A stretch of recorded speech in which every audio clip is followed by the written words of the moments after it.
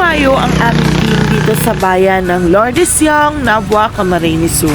Makikilala natin ang isang masarap at katakam-takam na street food na talaga namang dinarayo, ang Quakers Food Station. Tara't alamin natin ang lihim ng kanilang malutong at katakam-takam na kwek-kwek o bulastog kung kanilang tawagin. Marhay na daw sa Indogabos. Ako si Mariel Chavez at ito ang aking partner, Ashley Nicole Azul.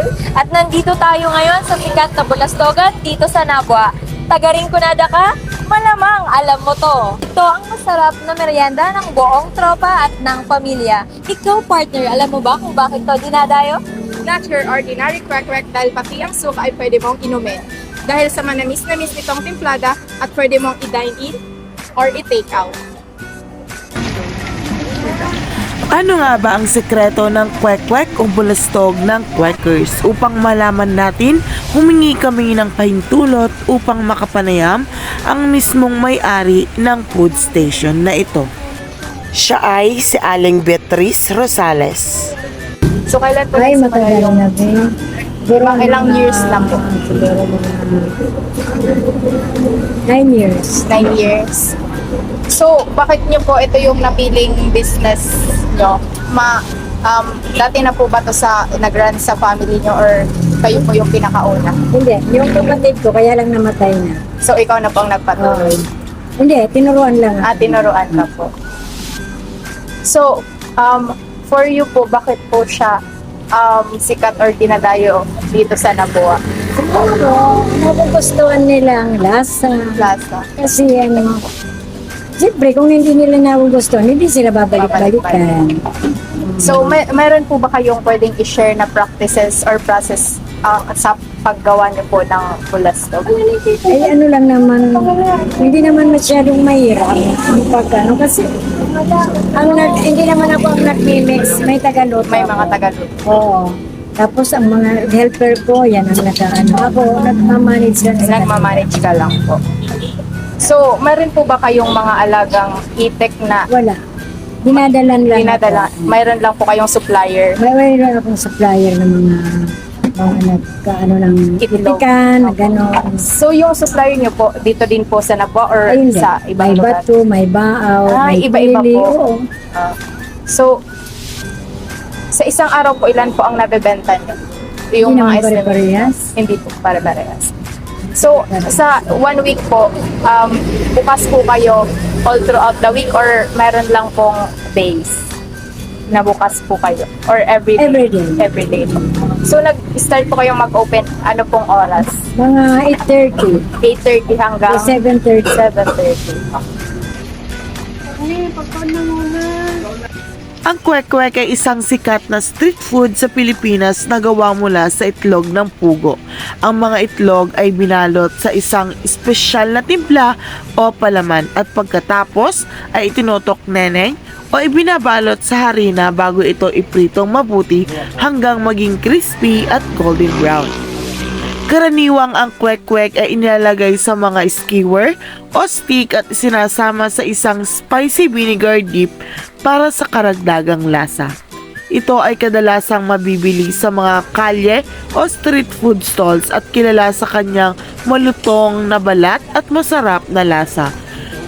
Ngunit dito sa bayan ng Lourdesyang, Nabua, Camarines Sur, aming napag-alaman na ang tunay na nagpapasarap at sikreto na talaga namang binabalik-balikan ng mga kumakain dito ay ang maasim na sausawan tulad ng suka na may sili na may tamang tiplada para sa karagdagang lasa ng street food na ito.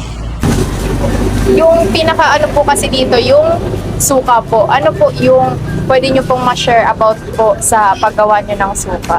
Ano lang naman yan, yung suka, tubig, sugar, and asin. Nilalagyan nyo po ng tubig para hindi Hindi sobrang masyadong maasim or saka asukal po kaya manamis-namis yung ano nila. Kasi mag-match yan at saka yung pipino. at Yung saka pipino, saka onion. onion. Oh. So, yung gamit nyo pong suka, ano po siya, yung vinegar or yung cane? Yung tinitimpla lang sa sento. Tinitimpla lang po. Hindi nakakapagtaka kung bakit maraming kumakain dito. Ang kwek-kwek ng Quakers ay hindi lang basta-basta, kaya naman amin na itong tinikman upang malaman ang tunay na lasa nito. And now we are here to try this famous bulastog here at Lourdes Yang Nabua. And to find out what makes it special and remarkable to the people here in Nabua. And to the people who travel from different places just to try this famous bulastog. So what are we waiting for? Let's dig in!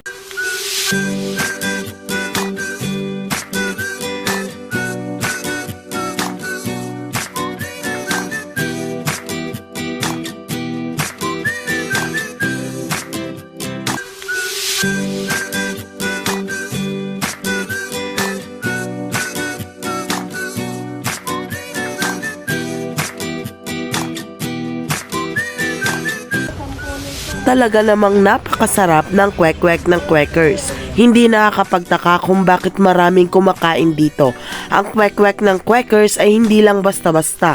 Ito ay masarap, malutong at talaga namang nakakabusog. Kaya naman atin namang alamin ang masasabi ng mga kumakain dito. Good afternoon po. Ano pong pangalan mo? Wilmar Kawili. Po? Wilmar Kawili. Wilmar. So, ngayon, first time niyo lang po ba kumain dito ng bulastog? Amin na po, pabalik-balik na kami. So, kung binabalik-balikan niyo po yung bulastog dito, ano po yung reason kung bakit niyo siya binabalik-balikan? Masiram po. Ano po yung parang nagbibigay sa kanya ng kakaibang lasa sa mga bulastog na na-try niyo dito? Kaiba. Kaiba ng gatling. Siguro sa ibang. Ano po yun, like yung suka po? or Suka, yung, sa mga yung sauce. egg, Oo. yun po. So talaga pong iba talaga yung suka dito. Oo. Yun po talaga yung reason kung bakit binabalik. Oo. So para sa inyo po, ano pong masasabi nyo na para sa bulastog dito sa Nabua? Masasabi ko sa sa iba na din pa nakakaanong digay, nasubukan rin lang kumagat para maano nila na masarap din dyan. Thank you po. Hindi po. Po yung name niyo po. My name is Mary Francine Angabaldin. Clark Jessica Dag. So, first time niyo po ba ditong kumain or hindi po? Hindi. So, binabalik-balikan niyo po itong bulastog dito. Ano po yung reason ba't niyo binabalik-balikan yung bulastog dito sa Nabua? Masarap. Yung sauce po pwedeng inumin. So, itatanong ko lang po kung ano po yung different niya sa ibang bulastog saka ditong bulastog po. Yung ano niya, sauce sarap. Tapos malaki rin yung Yung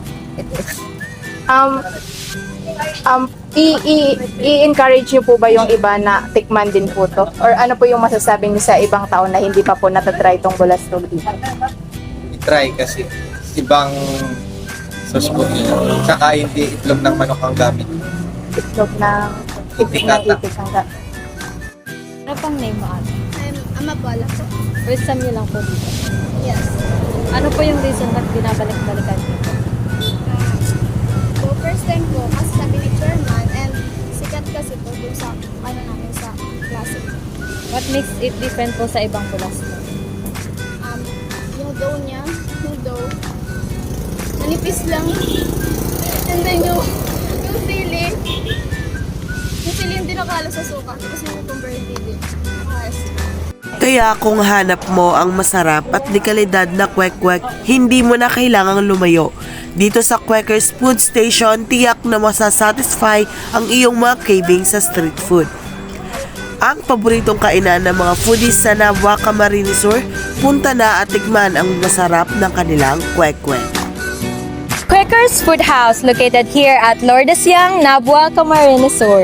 Ano pang hinihintay nyo? Let's make it quick! Take me to the place I used to run. Remember the house where I was born. But baby, you don't know me. My baby, you don't know. I'll show you all the Wondering why there are so many vehicles parked on this bridge? Just like you, we also wanted to know, so we came here and found out about this pansitan, Mampuag Pansitan.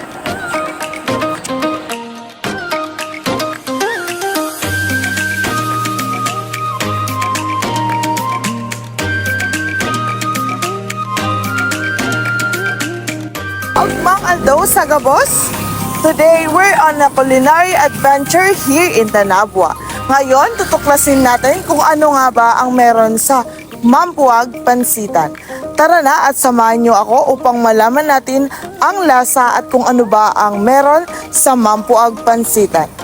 Mampuag Pansitan is a well-known spot for travelers and for locals here in Nabua because of its delicious pansit and dinuguan made of pork blood and innards that are truly flavorful and abundant in serving. It is also very affordable because for just 20 pesos, you can enjoy their hot pansit dinuguan that will surely leave you mouth-watering and satisfy your cravings. It can also be partnered with kalingking or turon that is just 10 pesos. Kalingking is a native delicacy from the Bicol region and it is made out of pan-fried buttered sliced sweet potatoes or banana. It's quite easy to make and it is very nutritious and very filling like most of the merienda. Beware, because once you try this, you will surely crave it and make you keep coming back at Mampuag Bridge, Santiago Old Nabua, Camarines Sur. This pansitan actually made an impact to the travelers and the locals because this pansitan is an heritage and symbolizes the culture of Nabueños, offering a unique and remarkable taste for everyone. And since then, when you hear Mampuag, it automatically means the Mampuag Pansitan here at Nabua. So, hello po ma'am. Good afternoon po. Ano pong pangalan nyo? Ako po si Mary Rose Gordo. Isa po akong empleyado dito po sa Mampuag Eatery. So, tanong ko lang po ma'am, kailan po nag-start tong business nyo? Nag-start po to ng pandemic. So, bakit po pala tinawag tong Mampuag? Ito po kasing pesto namin is malapit po siya sa Mampuag Bridge. Then, ang ano po kasi niya is marami pong kawayan. Then, galing po siya sa Puwag, kaya Mampuag po. So, ano po sa tingin nyo kung bakit patok tong pansit inulas nyo dito po sa Mampuag? Bukod po sa masarap, sulit sa presyo, tapos po madami po siya pag yung kadatakan niya po is madami. Sulit na sulit po kayo sa ano niya, sa presyo. Ako kuya, ano pong pangalan nyo? Ashley po. So kuya, dati na ba kayong customer or bago lang? Dati pa po. So ano po yung reason nyo kung bakit binabalik-balikan nyo po tong pansit pinulas ng Mampuag? Ano po kasi, mura po, tsaka masarap. So paano mo po i-describe sa kanila yung lasa ng pansit inulas ng Mampuag sa mga hindi pa nakakapunta dito? Ano po, punta na lang po kayo para matry niyo po. Ano pong pangalan nyo? Noel Salis. Tanong ko lang po kung dati na po ba kayong kumakain dito or first time nyo lang po pumunta dito sa Pansit Pinulas? Matagal nga. Bakit po kayo sa tingin nyo nagpapabalik-balik po kayo dito sa Mampuag Pansitan? Masarap yung luto nila, saka templado yung pagkakagawa nila ng inulas. Kaya balik-balik dito dahil masarap yung tapos madami yung ano nila, yung pancit inulas, madami yung takad. Ano pong pangalan niyo? Sir, First time niyo lang po ba dito or dati na po kayong kumakain? dati na. Ano po yung reason kung bakit binabalik-balikan niyo? Siyempre, pansit. Pag taga Bicol, paborito pansit, no? Ano sa may nitasa po? Pwede pong pakidescribe po yung lasa po niya. Pag na-mix mo na, siyempre may gibo ka sa dere mong pitlano. Gusto mo spicy, gusto mo sour lang, umarap ka. Tapos parang nadidiskartan mo sa dere mong timpla.